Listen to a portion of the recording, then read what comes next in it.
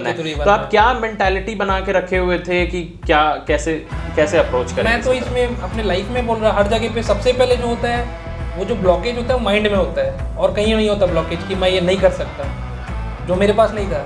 मैं हर चीज़ों को डे 1 से लेके चला कि नहीं, मेरे को जो करना है, मेरे को मेरे माइंड में फिक्स था कि इंजीनियरिंग करनी है। इंजीनियरिंग के बाद मेरे को एक PSU या एक इंजीनियरिंग सर्विस का एग्ज़ाम देना है। इसमें तो कॉलेज के साथ साथ तैयारी करना मेरे लिए एक चैलेंज था उस टाइम पे। टाइम मैनेजमेंट दैट टू, जैसे आपको पता है कि एक टाइम मैनेजमेंट होता है कि मॉर्निंग में क्लास जाना है, प्रोजेक्ट्स करना है, ये सब करना है। बट इंजीनियरिंग के साथ मतलब लाइक डेवलपमेंट, जैसे ये बोल रहा था सचिन, डेवलपमेंट जो इंजीनियरिंग जो है एक माइंड को डेवलप करता है। बट एनीवे फाइनली जो करना होता है आपको ही करना होता है। तो डेफिनेटली इसके लिए लास्ट ईयर मेरा 100% फोकस था कि मेरे को ये एग्ज़ाम क्रैक करना है। That will be my first and last attempt for me.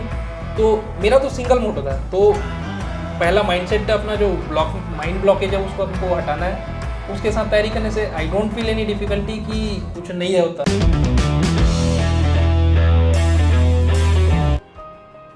Hello everyone, स्वागत है आप लोगों का अनअकैडमी के इस नए YouTube चैनल पर। और आज जो गेस्ट हमारे साथ हैं वो कुछ ज़्यादा ही स्पेशल हैं, क्योंकि आज आप लोगों को ना एक बहुत ही डिफरेंट वेरिएशन दिखाई देगा। मैं अभी आप लोगों को बताऊंगा। पर सबसे पहली बात यह है कि आप लोगों ने अगर अभी तक इस YouTube चैनल को सब्सक्राइब नहीं किया है तो जरूर से कर लीजिए और वीडियो को लाइक जरूर करना, क्योंकि आज आप लोगों के बहुत सारे डाउट्स क्लियर होने वाले हैं।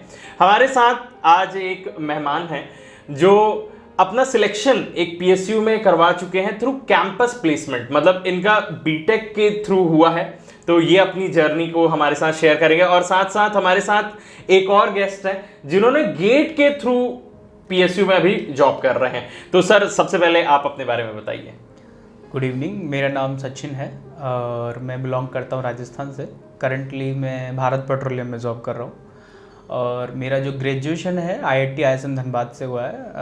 I am 2018 pass out. Currently मैं छत्तीसगढ़ में पोस्टेड हूँ और यहाँ 2 साल से मार्केटिंग में जॉब कर रहा हूँ। आप अपनी जर्नी स्टार्ट करते हैं एक स्टूडेंट से एक PSU ऑफिसर की तरफ से।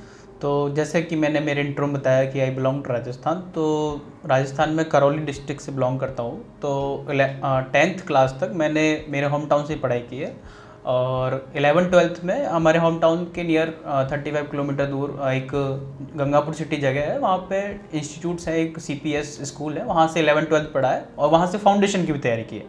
और एक चीज़ जो मैं बताना चाहता हूँ कि वो जो मेरा मीडियम था वो पूरा हिंदी मीडियम रहा है। तो बहुत से स्टूडेंट्स को रहता है कि भाई हिंदी मीडियम इंग्लिश मीडियम, उससे कोई फ़र्क नहीं पड़ता। इवन दैट मेरा बोर्ड भी राजस्थान बोर्ड रहा है, RBSC से बोर्ड रहा है। तो 11th-12th में मैंने वहाँ से फाउंडेशन का तैयारी किया। तो JEE के लिए जो फाउंडेशन बैच है, इवन दैट स्कूल और फाउंडेशन दोनों चीज़ें साथ में थी। तो फाउंडेशन के लिए भी फिर JEE का फिर पेपर दिया 12th के साथ ही, तो मेंस क्लियर हुआ, देन एडवांस में बैठे हैं।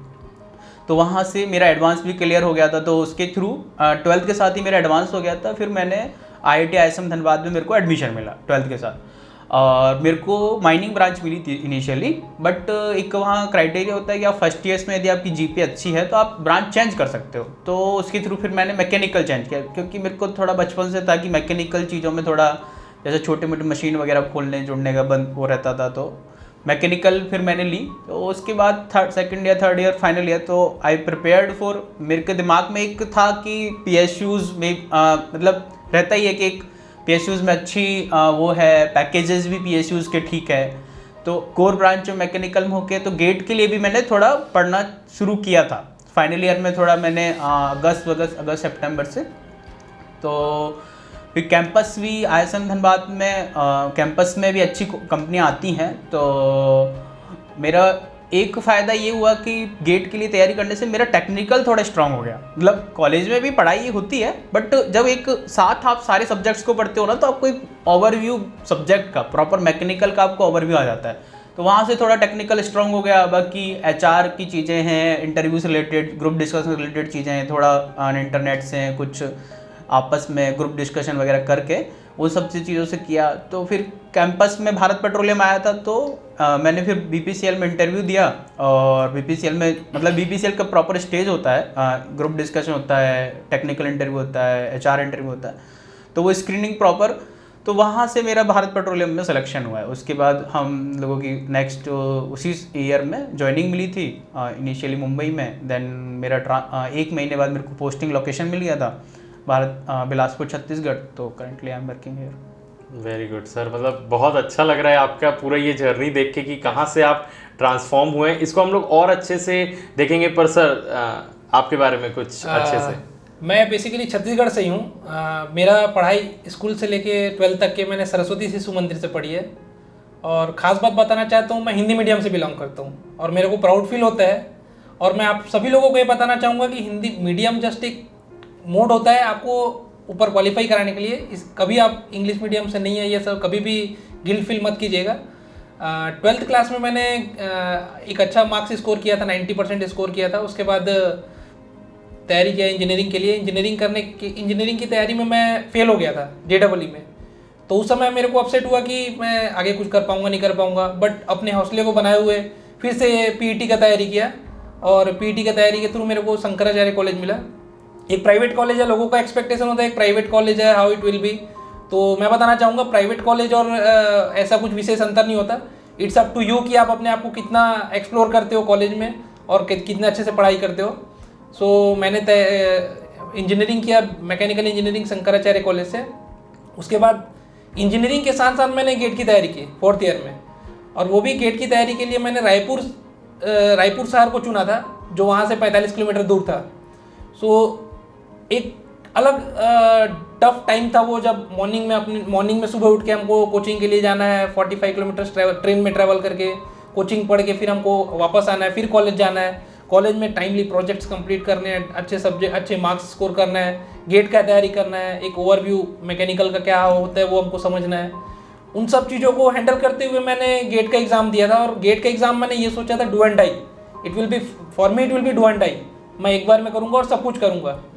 तो अगस्त से मैंने तैयारी शुरू की थी और जनवरी-फरवरी में एग्ज़ाम हुआ था। बहुत अच्छे तरीके से पढ़ाई किया। उसके बाद मैंने 900 रैंक स्कोर किया था। बाकी लोगों का स्कोर भी रैंक भी बहुत अच्छा था, 70-80। अगेन मैं वहाँ पे थोड़ा सा डिमोटिवेट हो गया कि मैं कैसे करूँगा, 900 में मेरा क्या होगा। बट स्टिल इंटरव्यू प्रोसेस होता है PSUs में। तो PSUs में इंटरव्यू मेरे, जिस दिन मैंने भोपाल में इंटरव्यू दिया था, पैनल में मेरा फर्स्ट इंटरव्यू में रैंक था। उस दिन मेरे को कॉन्फिडेंस आ गया, नहीं I can do it. And from that time वो एक कॉन्फिडेंस मेरे अंदर था। और उसी HPCL में आने के बाद उसी कॉन्फिडेंस से चीज़ों को एक्सप्लोर किया। पहले पाइपलाइन ऑपरेशंस में तेलंगाना में था, एक मैकेनिकल मेंटेनेंस इंजीनियर था वहाँ पे। देन इलेक्ट्रिकल इंजीनियर था। इलेक्ट्रिकल मैंने कभी पढ़ा नहीं, बट चीज़ों को एक्सप्लोर किया। वहाँ से फिर मैंने 3-3.5 साल काम करके बिलासपुर मेरा ट्रांसफ़र हुआ। बिलासपुर में आज मैं सेल्स ऑफिसर हूँ, असिस्टेंट मैनेजर इधर। मैंने MBA नहीं किया। अगेन मेरे लिए एक न्यू प्लेटफॉर्म था, बट न्यू प्लेटफॉर्म पे चीज़ों को एक्सेप्ट करना, उसके लिए उस लेवल का तैयारी करना बहुत इंपॉर्टेंट था इस जगह पे आज मेरे को पहुंचने के लिए।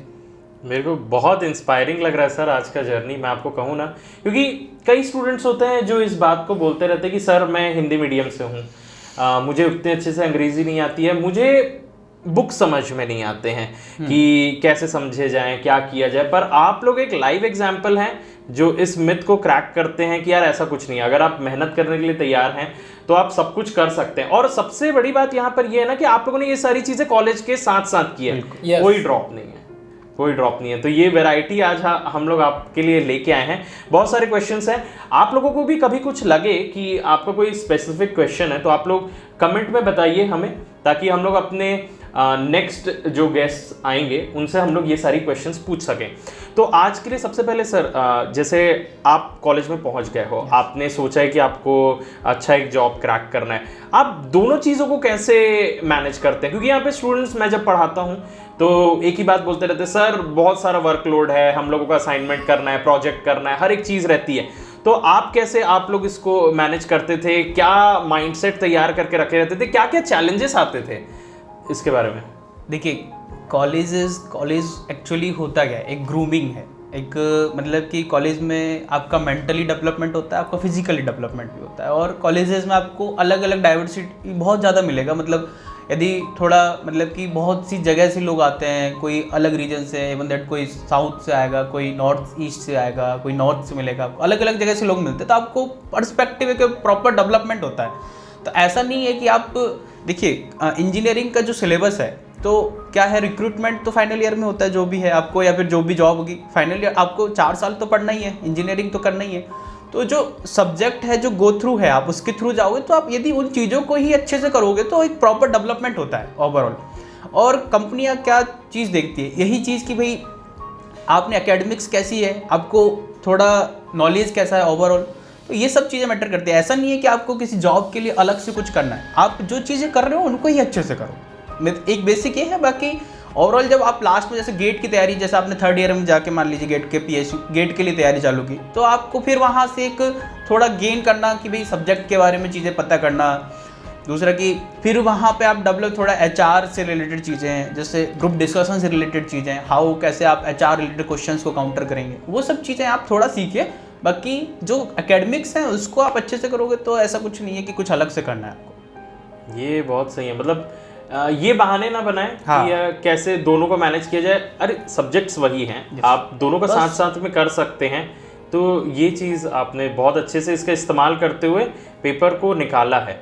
और आप सर, आप तो पूरा प्रॉपर फोकस थे कि आपके कॉलेज में तो इतनी बड़ी कंपनियां नहीं आने वाली है, तो आपको ये पता था कि अगर मुझे बनना है तो गेट के थ्रू बनना है। तो आप क्या मेंटालिटी बना के रखे हुए थे कि क्या कैसे अप्रोच करेंगे? मैं तो इसमें अपने लाइफ में बोल रहा, हर जगह पे सबसे पहले जो होता है वो जो ब्लॉकेज होता है वो माइंड में होता है, और कहीं नहीं होता ब्लॉकेज कि मैं ये नहीं कर सकता, जो मेरे पास नहीं था।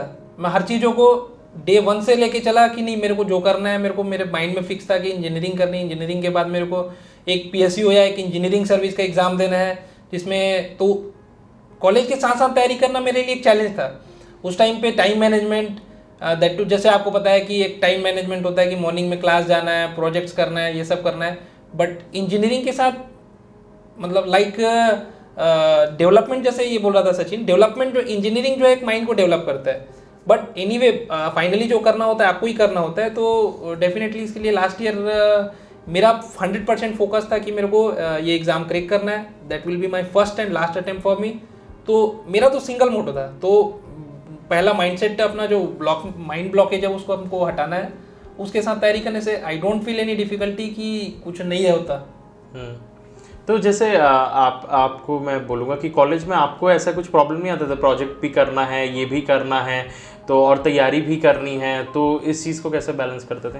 देखिए कॉलेज के टाइम पे क्या है, 4th ईयर पे हम 3rd ईयर 3 साल जो इंजीनियरिंग होता है वो बेसिक, हम कोर इंजीनियरिंग वहाँ तक हम समझ जाते हैं। जो 4th ईयर होता है बेसिकली मैनेजमेंट होता है, मैनेजमेंट के साथ प्रोजेक्ट होता है, प्रोजेक्ट के साथ if you can have any higher scope for higher qualification और फॉर PSU और जॉब एनीथिंग, वो आपके पास एक्स्ट्रा होता है।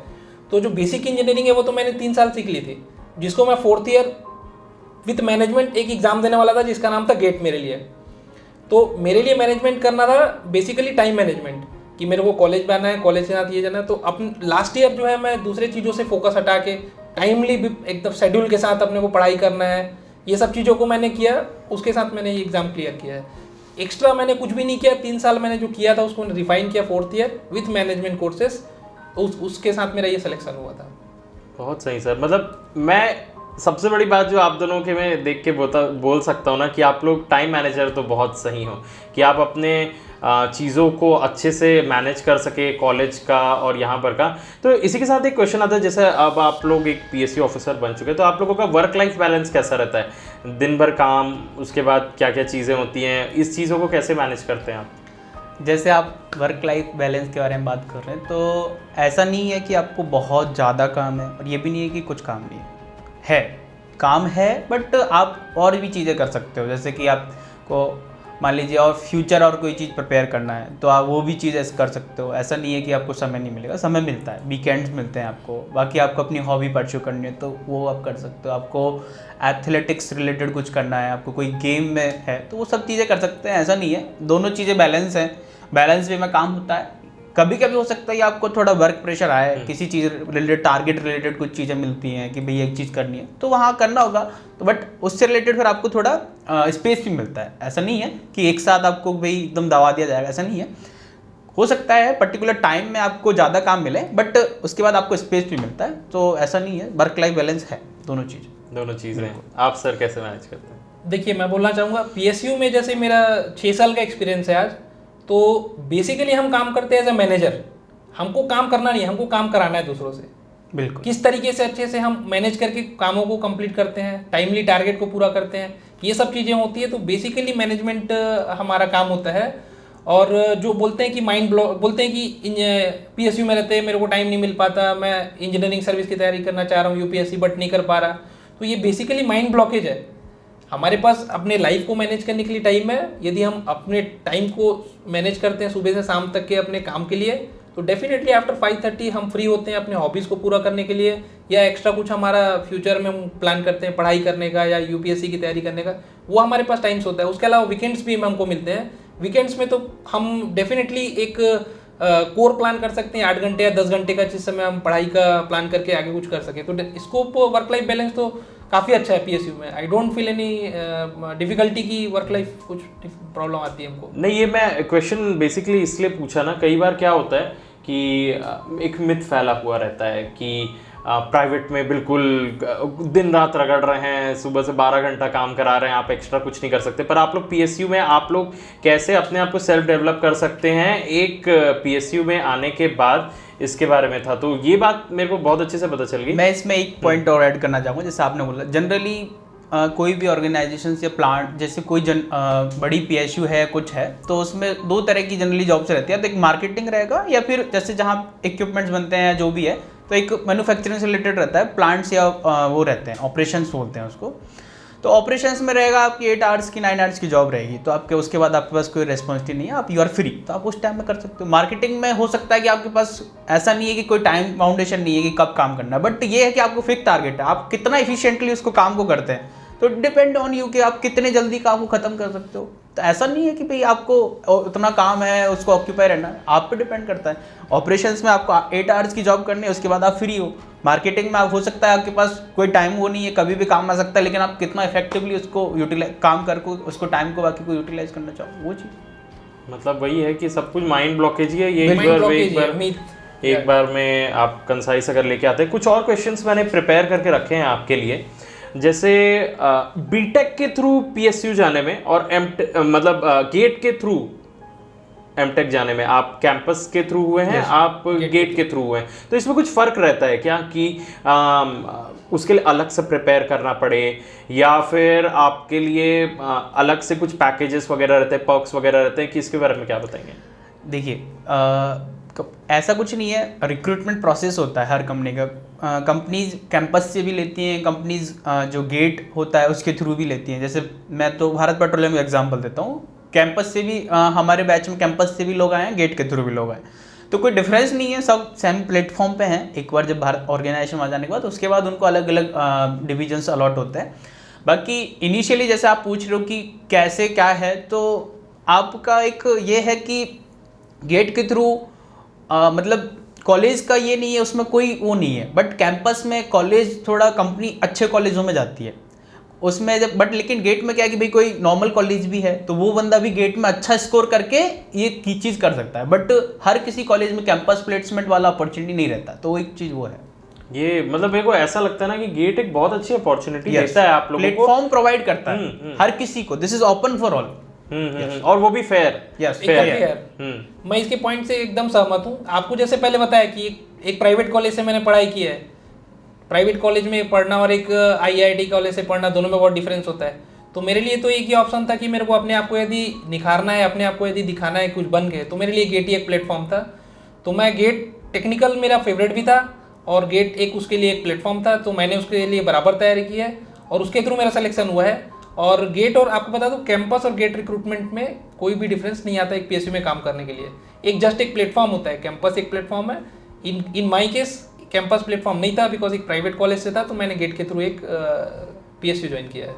और सर इससे ना मेरे को एक और इंस्पायरिंग चीज़ मैं बोलना चाहता हूँ, क्या आप लोग इस बात से एग्री करते हैं कि ज़िंदगी में एक बार तो मेहनत करना ही पड़ेगा। बिल्कुल। आपने बीटेक के टाइम में बहुत दम लगाया है ना, तब आप यहाँ पर आके एक PSU में हो गए, आपने अपने कॉलेज के बाद में बहुत लगाया, इस बारे में बिल्कुल आप लोग एग्री करते हो? बिल्कुल बिल्कुल। मैं एक चीज़ जैसे बताना चाहूँगा, जैसे JEE के टाइम पे क्या हुआ था कि हर किसी को मालूम है थोड़ा टफ है वो चीज़, तो मैं ऐसे बताता हूँ 11th-12th में जो सिलेबस होता है, तो इवन दैट हम लोगों ने उस टाइम इतना ठीक से मतलब पढ़ाई था कि मेरे को क्वेश्चंस आने के बाद ये पता रहता था कि ये टॉपिक मेरे नोट्स में कौन सी जगह लिखा है, इवन दैट पेज पे लेफ्ट साइड है राइट साइड है, तो इतनी बार रिवाइज हो चुका है। तो ऐसा नहीं है, आपको मेहनत एक पर्टिकुलर टाइम पे करनी ही पड़ेगी कहीं ना कहीं, चाहे आप एक गेट के थ्रू करना चाहो, गेट में करना चाहो या कहीं भी करना चाहो। वो एक एग्जाम्पल है जेई वाला, बट आपको you have to work, at least work hard work करना पड़ेगा आपको।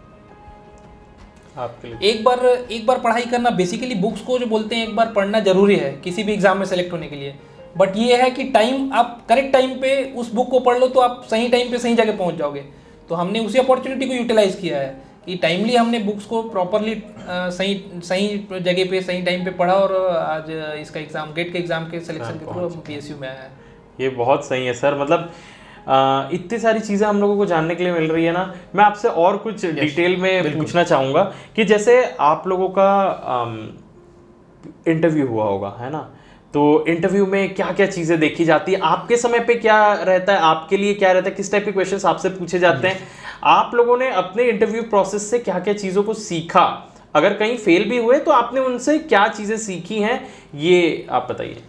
मैं जैसे BPCL का रिक्रूटमेंट प्रोसेस का बताता हूँ। उसमें पहले ग्रुप डिस्कशन होता है, उसके बाद 2 इंटरव्यूज़ होते हैं, technical interview and HR interview. तो ग्रुप डिस्कशन है वो काफ़ी एलिमिनेशन है, वहाँ अराउंड 80% एलिमिनेशन वहीं हो जाता है। जैसे अराउंड 10 में से 2 या 3 लोग सेलेक्ट करते हैं वो आगे के लिए।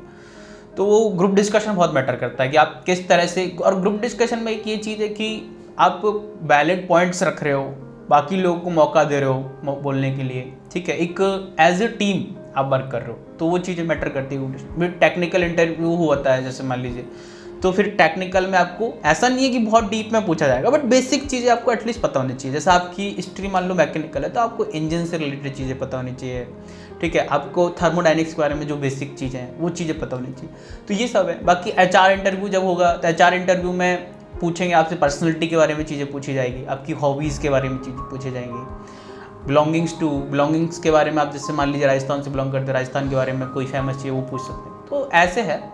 तो बट आपको एक जो जनरल चीज़ें होती है वो चीज़ें पता होनी चाहिए और एक कॉन्फिडेंस होना चाहिए। ऐसा नहीं कि आप चीज़ों में नर्वस हो गए, आपको जो आता है वो भी नहीं बता पा रहे हो, वो चीज़ नहीं होनी चाहिए। मतलब ऐसा नहीं है सामने वाला इंटरव्यू लेने वाला वो भी एक ह्यूमन पर्सन है, आप भी एक ह्यूमन पर्सन हो, तो नर्वस होने की जरूरत नहीं होती है। आपको जो चीज़ आता है उसको जनरली पता हो, बस दैट्स। यही चीज़ मेरे को पूछना, कई बार ना एक चीज़ हम लोगों के उसमें रहता है, अरे यार बंदे का इतना रैंक था, अंडर 100 था, फिर भी सिलेक्शन नहीं हुआ, तो आप सोचो जॉब की कितनी स्कैर्सिटी, ये सब। तो इसके बारे में क्या बताएंगे, उनका क्यों नहीं हो पाता है?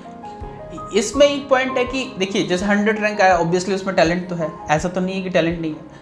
तो बट ये जो चीज़ मैं जैसे आपको बोला कि बंदे को मतलब चीज़ें मालूम होने के बाद भी वो एक्सप्रेस नहीं कर पा रहा है। इंटरव्यू इसी वजह से होता है ना, जैसे कि भाई मार्केटिंग में क्या काम आती है आपकी, हाउ यू एक्सप्रेस योरसेल्फ, आप कैसे सामने वाले को कन्विंस करते हो चीज़ों में, तो वो सब चीज़ें ही चेक होती है इंटरव्यू में। अब जैसे कि आपके एकेडमिक्स ठीक है, बट आप एक्चुअल वर्क लाइफ में जो आपको चाहिए मैनेजिंग स्किल्स, यदि वो नहीं है तो दैट्स वाई कि वो एलिमिनेशन का रीज़न हो सकता है। ये बात सही है। आपके तरफ में मतलब इंटरव्यूज में क्या चीज़ों का ध्यान रखना चाहिए? इंटरव्यू एक्चुअली मैं पहला इंटरव्यू अपना इंजीनियरिंग के बाद BPCL का ही दिया था, जहाँ मैं GD में ही आउट हो गया। तो उस समय मैं समझ में आया कि मैं कितने पानी में हूँ, और उस समय मेरे को चीज़ें समझ में आई कि इंटरव्यू में किस तरीके का तैयारी करना चाहिए, क्या चीज़ें पूछी जाती हैं, किन चीज़ों को देखा जाता है। तो उसके बाद मैंने उन्हीं चीज़ों पर काम किया। लाइक ग्रुप डिस्कशन एक बहुत इम्पॉर्टेंट टॉपिक हो जाता है किसी भी इंटरव्यू प्रोसेस में, जिसमें ग्रुप डिस्कशन में लोग लैंग्वेज मैटर करता है बोलते हैं। मैं आपको बता रहा हूँ, लैंग्वेज ग्रुप डिस्कशन में कहीं भी मैटर नहीं करता। आप अपने पॉइंट्स किस तरीके से रखते हैं, किस तरीके से लोगों को समझा सकते हैं, और ग्रुप को किस तरीके से आप कंक्लूड करते हैं एक डिसीजन पे, अपने डिसीजन पे कैसे लोगों को समझा के कंक्लूड करते हैं, ये चीज़ें ग्रुप डिस्कशन में मैटर करती है। इंटरव्यू की बात करें तो मेरा इंटरव्यू हिंदुस्तान पेट्रोलियम में 45 मिनट्स का हुआ था, जिसमें बेसिकली मेरे टेक्निकल नॉलेज की बजाय मेरे पर्सनल नॉलेज पे और मेरे मैनेजिंग स्किल्स पे क्वेश्चंस पूछे गए थे। मुझे पूछा गया था ये एक बॉटल, ये एक कप है, how you can sell this cup to customer. तो they want to check your aptitude, they want to check your reasoning and how you can communicate customer, कैसे चीज़ों को इन्फ्लुएंस करके अपने डायरेक्शन में ला सकते हो, because already you are qualified, इसलिए आप इंटरव्यू में बैठे हुए हैं। तो मेरा एक बेसिक फंडा यही रहेगा कि इंटरव्यू में हमेशा आप जो है अपने जो आपने किया है उसी को अच्छे तरीके से आप सामने वाले को समझाओ, और ये एक बेसिकली इंटरव्यू सिलेक्शन के लिए एक इम्पोर्टेंट हो जाता है। और एक चीज़ और मैं रखना चाहूँगा इंटरव्यूज़ में, जो जेन्युइननेस है आपके अंदर की ना, ट्राई टू एक्सप्रेस दैट। मतलब एक फिक्टिशियस बनाने की कोशिश मत करो कि मेरे को यार हॉबी बतानी है, मेरी अच्छी हॉबी, जो आपको पसंद है वो चीज़ बताओ, जो आपकी जेन्युइननेस है। आप जेन्युइननेस को अच्छे से एक्सप्रेस कर पाओगे चाहे बनी बनावट की बजाय। ये मेरा एक पॉइंट है इंटरव्यूज में, ये काफ़ी मतलब मददगार होता है। एक्चुअल सामने वाला आपको यही देखना चाहता है कि ये बंदे में एक्चुअल चीज़ें क्या है। हर किसी में क्वालिटीज़ होती है और हर किसी में वो भी होते हैं कि कमियाँ होती है, ऐसा नहीं है, बट क्वालिटी वो सामने वाला देख रहा है। तो आपकी जो जेन्युइननेस है वो बताने की कोशिश करनी चाहिए इंटरव्यू में, मेरा ये क्या है। ये बहुत सही है। मतलब जो लोग इतना ज़्यादा डरते रहते हैं ना कि मैं तो इंग्लिश मीडियम से, मैं तो हिंदी मीडियम से, ये चीज़ आप लोगों की नहीं करती है। मिलता है ये चीज़ नहीं है। लैंग्वेज कहीं पे भी बैरियर नहीं होता है इंटरव्यू में सेलेक्ट होने के लिए, बिकॉज मैं हिंदी मीडियम से हूँ एंड अभी भी मुझे हिंदी बोलने में भी गर्व होता है, और इसलिए लैंग्वेज कहीं बैरियर नहीं है आपके लिए। लैंग्वेज इस बात के लिए बैरियर नहीं है। अच्छा, एक बहुत इंपॉर्टेंट बात, अभी एक बहुत सेंसिटिव मुद्दा चल रहा है कि PSUs प्राइवेटाइज हो जाएंगी, ठीक है? तो आपको क्या लगता है कि इससे आप लोगों के प्रोफाइल पे क्या चेंजेस आने वाले हैं, क्या अच्छा होने वाला है, ये सारी चीज़ों के बारे में बताइए। देखिए, जैसे प्राइवेटाइजेशन से क्या होगा कि प्राइवेटाइजेशन मतलब कि आपका ऑर्गेनाइजेशन का जो एंटिटी है, मतलब जो किसी और को जा रहा है एक प्राइवेट, बट क्या होता है कि आप में यदि टैलेंट है और यदि आप भी काम करने वाले हो तो आपको हर जगह मिलेगा। और ये नहीं है PSUs में तो एक फिक्स है कि भाई आपको एनुअली 3% इंक्रीमेंट होना है, आपका 3 या 4 साल बाद जो भी प्रमोशन होगा, और यदि वो भी, लेकिन आप यदि एक प्राइवेट ऑर्गेनाइजेशन में हो तो यदि आप में टैलेंट है और आप में यदि खूबी है उस चीज़ की, तो आपको ग्रोथ अच्छी मिलेगी बल्कि। और यदि काम करने वाला नहीं है तो नहीं है। और एक्चुअली जनरेशन ही ऐसा आने वाला है आगे कि भाई आपको you have, if someone is paying to you, you have to work. यदि आप कहीं से भी कुछ भी अर्न कर रहे हो या कुछ है तो आपको काम करना ही होगा। तो ऐसा नहीं है कि काम करे बिना आप स्किप नहीं कर सकते हो। PSUs में भी ऐसा ही कल्चर है, आपको प्रॉपर असेसमेंट होता है। तो ऐसा नहीं है कि किसी में बहुत ज़्यादा सडन चेंजेस हो रहा है। और आज का जो यूथ आ रहा है, कोई काम ऐसा नहीं है कि काम से बचने चाह रहे लोग। तो और ओवरऑल तभी होगा ना वैसे डेवलपमेंट भी, जब भाई लोग जो जिस काम असाइन किया है आपको, जो जॉब असाइन किया है वो प्रॉपरली आप कर रहे हो, तो कोई इतना खास अंतर नहीं आने वाला है। बट ये है कि हाँ, जो भाई पुराने हो गए हैं कंपनियों में, जो रिटायरमेंट की एज पे हैं, 50-55 साल के हो गए, अब वो लोग उस टाइप के हैं, तो वहाँ में भी फ़र्क पड़ सकता है। बट यंग जनरेशन पे मेरे हिसाब से मेरे को नहीं लगता इसमें कोई फ़र्क आएगा। फ़र्क आएगा आपको आपके साइड से सर? मतलब कुछ ऐसा कुछ पता चला हो कि यार ये चेंजेस आएंगे तो ये सारे हम लोगों के अंदर बदलाव होने वाले हैं? PSU प्राइवेटाइजेशन भी होगा PSU का, तो पहले सबसे पहले इम्पोर्टेंट होगा कि PSU किस एंटिटी के पास जा रहा है। और डेफिनेटली प्राइवेटाइजेशन एंड वो बोलते हैं ना सरकारी जॉब, एडमिनिस्ट्रेटिव वाला सरकारी जॉब, वो वाला काम PSU में आज भी नहीं है। यहाँ भी आप काम करते हैं, यहाँ भी आपका टाइमली बराबर काम हो रहा है नहीं हो रहा है, फॉलोअप होगा, असिस्मेंट होगा। तो प्राइवेट कंपनी में जाने से आपको ऐसा कुछ, आपको जॉब फियर कभी नहीं रहेगा। If you are working for PSU, same thing you can work for private also. Even private they will appreciate more कि आपके काम को ज़्यादा अप्रिशिएशन प्राइवेट में मिलता है। तो ऐसा आपको कुछ डरने की कोई ज़रूरत नहीं है। PSU and private, you don't feel anything कि ये प्राइवेटाइजेशन हो जाएगा तो हमारे साथ क्या होगा। आपके साथ कभी कुछ नहीं होगा। यदि आप काम करते हैं लाइफ में हमेशा अच्छा, तो आप हर जगह सेफ हैं। ये बहुत अच्छा पॉइंट लगा है मेरे को, क्योंकि जो एकदम मिथ फैला के रख दिए कि यार अब आप एक प्राइवेट जगह पे हो जाएंगे, आप एक प्राइवेट जो इतना गवर्नमेंट, क्योंकि इंडिया मतलब गवर्नमेंट जॉब के लिए ही सबसे पहले लोग प्रेफर करते हैं, तो अब ये प्राइवेट बट उसमें जैसे आप, सॉरी बीच में इंटरप्ट किया, बट एक वो चीज़ क्यों है, क्योंकि एक ऐसे कहीं ना कहीं सोसाइटी में एक चीज़ है कि जॉब सिक्योरिटी वाली चीज़, वो चीज़ इन द फ्यूचर वो चीज़ खत्म होने ही वाली है। आप देख लीजिए रेलवे में प्राइवेटाइजेशन हो रहा है चीज़ों में, तो भाई आप, जैसे मैंने पहले भी बोला कि यदि आपको कोई पे कर रहा है तो ऑब्वियसली वो काम लेगा आपसे, तो वो चीज़ होगी ही। तो ऐसा कोई इसमें कोई डरने की चीज़ नहीं है कि भाई प्राइवेट हो रही है PSUs, तो वो वर्क कल्चर अभी भी उसी टाइप का है और आगे भी उसी टाइप का रहने वाला है। ये बहुत फाइनली हम लोगों का कंक्लूजन इस बात पे ही है कि यार जो बंदा काम करने के लिए तैयार है उसके लिए पूरी दुनिया खुली हुई है, उसको कोई कहीं से निकाल नहीं सकता है। ये बहुत सही है सर। फाइनली अगर मैं आपसे कुछ कहूँ कि आज के जनरेशन को जो लोग तैयारी कर रहे हैं उनके लिए अगर आप कुछ कहना चाहते हैं तो ज़रूर एक बहुत इम्पॉर्टेंट मैसेज उनको दीजिए कि वो आप ही की तरह जिन लोगों का ड्रीम है एक ऑफिसर बनने का, वो कैसे आगे बढ़ सकते हैं। मेरा एक ही है कहना कि देखिए, टैलेंट मानते हैं कि टैलेंट होता है लोगों में, ठीक है, तो टैलेंट यदि हार्डवर्क करेगा तो obviously it will pay, but जहाँ भाई कि हार्डवर्क यदि कर रहा है ना कोई तो ऑब्वियसली, बट टैलेंट यदि काम नहीं करेगा तो उसका रिजल्ट नहीं मिलेगा, ये आप भी मानते हैं। टैलेंट हो आप में बट आप हार्डवर्क नहीं कर रहे हो तो you will not get result. तो हार्डवर्क इज मैंडेटरी। आपको कुछ भी पाना है, इवन दैट कोई भी, यदि आप नॉट अबाउट द जॉब, आपको कोई पर्टिकुलर टास्क कर रहे हो, ठीक है, तो आपको काम मतलब जो उसके जो प्रोसेस है आपको ग्रो थ्रू होना है, उसके कोई शॉर्टकट नहीं है किसी चीज़ का। तो यदि आपको नोट्स हैं, पढ़ने हैं तो तैयारी करनी है, कोई शॉर्टकट नहीं है, आपको प्रॉपर पढ़ना होगा, चीज़ें पता करनी होंगी क्या है क्या नहीं। तो यही है कि भाई शॉर्टकट किसी चीज़ का नहीं है, यू हैव टू वर्क। आपको कहीं पहुंचना है तो आपको हार्डवर्क करना होगा। तो सर आपके व्यूज़ इस पर? जैसे मैं शुरू से आपको बता रहा हूँ कि आपको बुक्स पढ़ना ही है एग्ज़ाम क्रैक करने के लिए, तो आपको बुक्स को टाइमली पढ़ना है। जिस समय जो चीज़ें पढ़नी थी उस चीज़ों को पढ़ के आप एग्ज़ाम दीजिए। सेकेंड थिंग, आपके पास, मैं बोलता हूँ हर एक स्टूडेंट के पास ट्वेल्थ क्लास के बाद जो है उसका एक एरिया ऑफ फोकस रहना चाहिए कि वो लाइफ में क्या करना चाहता है।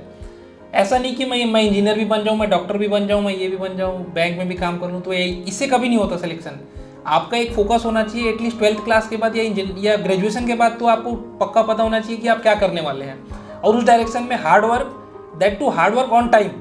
बिकॉज जैसे ही आप जनरेशन से पीछे होंगे, आप अपने जनरेशन से पीछे होंगे, तो आपके आगे वाली जनरेशन आप पे हावी हो जाएगी, और आपके आगे वाली जनरेशन आपसे ज़्यादा होशियार है जनरेशन के साथ। ये चीज़ें आप देख रहे हैं, तो आपको टाइमली मेहनत करना है, और साथ में आपको फोकस होके पर्टिकुलर टॉपिक पे या पर्टिकुलर सब्जेक्ट पे जो आप करना चाहते हैं उस पर मेहनत करेंगे, definitely success will come to you. You did not go to success will come to you. बहुत इंस्पायरिंग चीज़ें आप लोगों ने कही कि यार मैं आप लोगों के लिए भी कंक्लूड करना चाहूँगा कि यार मेहनत करो, दम लगा के मेहनत करिए। प्रॉब्लम्स आएंगी, सबके लाइफ में आती है, कुछ ना कुछ प्रॉब्लम्स आती हैं, पर जितना ज़्यादा ओवरकम करते जाओगे उतना ही लाइफ में आगे बढ़ते जाओगे। अगर आप लोगों को ये वीडियो पसंद आया हो तो ज़रूर आप लोग इस वीडियो को लाइक करिएगा, और ऐसे ही अगर आप लोगों को वीडियोस चाहिए या आपके कोई पर्टिकुलर क्वेश्चंस रहते हैं तो आप लोग कमेंट सेक्शन में ज़रूर ड्रॉप करिएगा। Thank you so much sir, आप लोग हमारे साथ आए, अपना वैल्यूएबल टाइम यहाँ पे स्पेंड किया, and do like and share the video. मिलते हैं अगले सेशन में। Bye bye, have a nice day.